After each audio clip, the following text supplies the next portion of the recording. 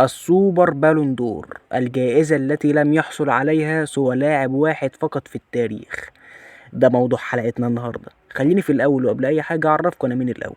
أنا أحمد خالد، وحلقة جديدة من برنامجنا 3 على الكورة. تعتبر جايزة الكرة الذهبية اللي بتمنحها مجلة فرانس فوتبول الفرنسية هي أهم الجوائز الفردية للاعبي كرة القدم في العالم. وبدأت المجلة الفرنسية في منح جايزة الكرة الذهبية لأفضل لاعب في العالم من سنة 1956 لما فاز بيها اللاعب الإنجليزي ستانلي ماتيوس.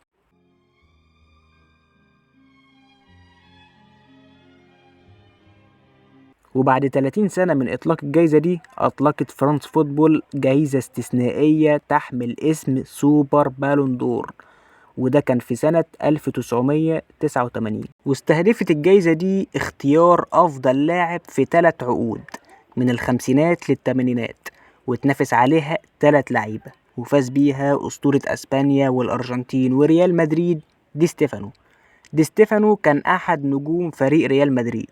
هتقولي إزاي؟ تعال أقولك.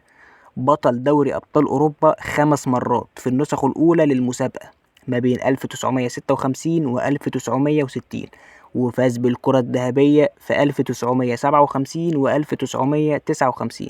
وتنافس مع دي ستيفانو على جايزة سوبر بالون دور 2 يوهان كرويف والفرنسي ميشيل بلاتيني، واللي جم في الترتيب الثاني والثالث على التوالي. واستحدثت الجايزة دي سنة 1989 بمناسبة مرور 30 سنة على الكرة الذهبية وقتها، واللي كان ما بيترشحش للجايزة دي إلا اللعيبة الأوروبية بس. الكرة الذهبية السوبر أو بما يسمى السوبر بالون دور كانت بتشبه في الأول الكرة الذهبية الأصلية، ولكن في اختلاف بسيط كده من تحت. كان في مجموعة كرات صغيرة بتشبه كرات الشوكولاتة الشهيرة فيريرو روشيه. ووضعت تلك الجائزة الاستثنائية في متحف نادي ريال مدريد قبل بيعها في مزاد علني في لندن عام 2021 ضمن مقتنيات الأسطورة الراحل دي ستيفانو.